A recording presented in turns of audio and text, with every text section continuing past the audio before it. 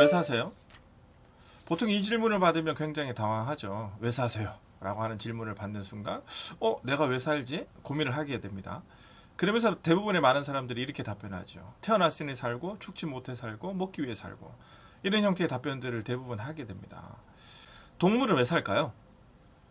네, 동물은 아마 태어났으니 살고요. 죽지 못해 살고요. 먹기 위해 살고요. 이런 답변을 했을 거라 짐작해 볼 수 있습니다. 우리가 동물입니까? 사람입니까? 한번 고민해 볼 필요가 있는 것 같습니다. 근데 사람은 누구나요? 행복해지기 위해 살지 불행해지고자 살아가는 사람은 이 세상에 아무도 없다. 여러분이 행복하려면요. 나는 왜 태어났지? 나는 무엇을 위해 살아야지? 나는 어떻게 살아야지?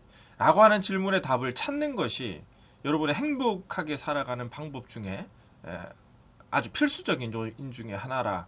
그것을 우리는 자아정체감이라고 표현합니다.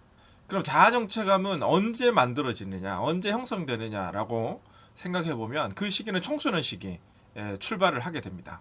청소년 시기가 되면 나는 누구인가, 나는 무엇을 위해 살아야 되고 내 삶의 의미는 어디에 두어야지, 그 질문의 답을 찾아가면서 본인의 진로의 방향이라든지 삶의 방향이라든지 혹은 자신의 생활 양식이라든지 혹은 삶의 철학이라든지 이런 것들을 형성하고 만들어가기 시작합니다.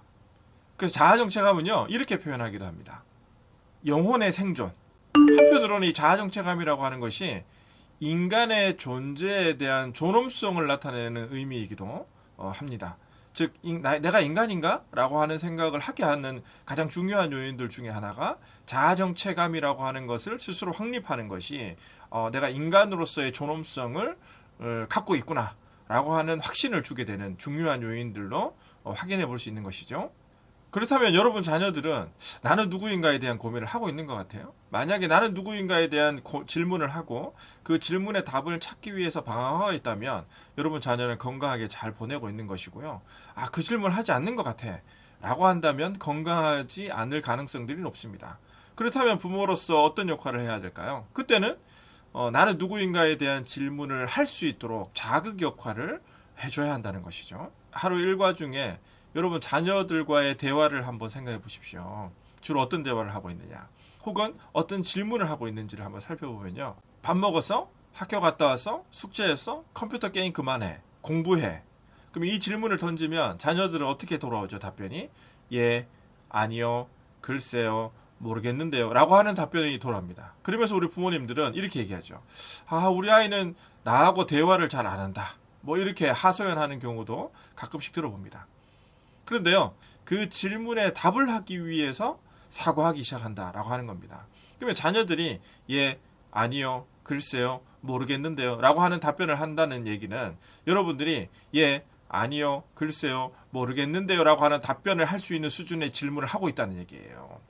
당연하죠. 앞에 질문 드린 것처럼 밥 먹었니? 학교 갔다 와라? 숙제했니? 뭐 공부해라? 등 단답형의 답변을 할 수 있는 질문들을 중심으로 여러분들이 질문했거든요. 그러니까 당연히 돌아오는 답변도 단답형의 답변이 돌아올 수밖에 없는 것이죠. 좋은 부모란 고급진 질문을 하는 거죠. 여러분 이제 집에 돌아가서 이렇게 질문해 보세요. 너는 왜 사니? 너는 누구니? 이런 질문을 한번 해보시라는 거예요. 그러면 자녀들이 글쎄요, 모르겠는데요 라고 하는 답변이 돌아올지도 모르겠습니다. 평상시 생각해보지 않을 수 있기 때문에요. 그러나요, 본능적으로 청소년 시기가 되면 나는 누구인가에 대한 질문을 스스로에게 던지게 되어 있습니다. 그런데 현대사회는 너무 공부라든지 입시라든지 바쁘기 때문에 그 질문을 잊어버리고 살아가는 경우가 굉장히 많죠. 왜 사니? 왜 태어나니? 너는 누구니? 라고 하는 질문을 던지는 그 순간부터 그 자녀는 혼자 있을 때라든지 여유가 있을 때라든지 그 질문이 계속 머리를 칩니다. 나는 누구지? 나는 왜 태어났지? 나는 무엇을 위해 살아야지? 내가 어떻게 살아야 보람있게 살아가는 것이지? 그리고 그 질문에 대한 답을 찾기 위해서 청소년 시기를 방황하며 보내는 것이죠. 이렇게 보낼 때 청소년 시기를 건강하게 잘 보냈다라고 얘기할 수 있는 것이거든요. 여러분들이 자녀에게 넌 누구니? 넌 왜 태어났니? 왜 사니? 라고 하는 질문을 하는 그 순간에요. 그러면 이렇게 돌아올 거예요. 그럼 엄마는 왜 사는데요? 여러분 이렇게 얘기하는 거죠. 태어났으니 살고 죽지 못해 살고 먹기 위해 산다. 혹은 다 너를 위해 내가 살아간다. 라고 하는 답변을 하는 것이 일반적이라는 거죠.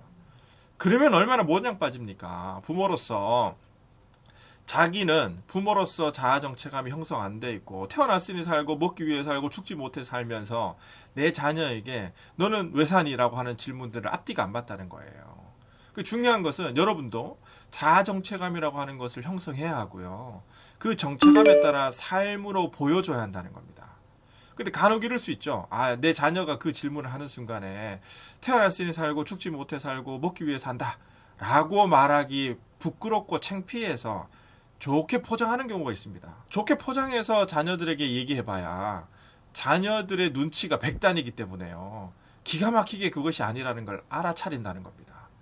그렇기 때문에 여러분들이 지금부터라도 늦지 않았습니다. 여러분의 삶의 목적과 여러분들이 중고등학교 때 여러분도 똑같이 여러분 스스로에게 질문했잖아요. 그 질문에 대한 답을 찾으려고 방황하셨잖아요.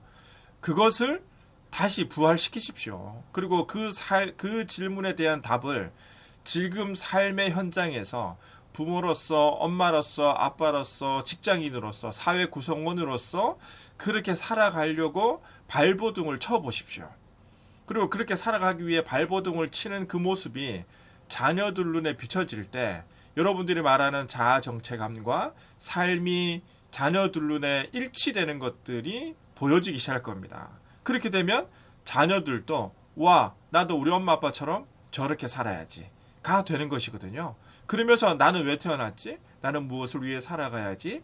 라고 하는 질문을 하면서 그 질문의 답을 찾기 위해 방황하고 그 질문을 찾고 나면 그렇게 살아가려고 애를 쓰게 되는 겁니다. 그러면서 행복이라고 하는 것이 연결되는 것이거든요. 청소년 시기는 바로 이렇게 보내는 것이 건강하게 보내는 길이다라고 하는 것입니다. 정리하면요. 청소년 시기의 자아 정체감, 나는 누구인가, 나는 왜 사는가, 나의 삶의 목적은 무엇이고 내 삶의 방향은 어디로 가야 하는가 라고 하는 질문들을 스스로에게 던지고 그 질문에 대한 답을 찾기 위해 방황하는 것은 굉장히 건강한 일이다. 또 하나, 부모로서 역할은 그 질문을 출발할 수 있도록 자극을 주는 것이 그 부모의 역할이다. 부모로서 자신도 자아 정체감을 형성하고 그것을 삶으로 살아가는 모습을 자녀들에게 본을 보여주는 것이 부모의 역할이다. 그래서 여러분들 자녀가 자아 정체감, 건강한 자아 정체감을 잘 형성할 수 있도록 여러분들이 그 부모 역할을 최선을 다하시기를 부탁을 드리면서 마치겠습니다. 감사합니다. 안녕.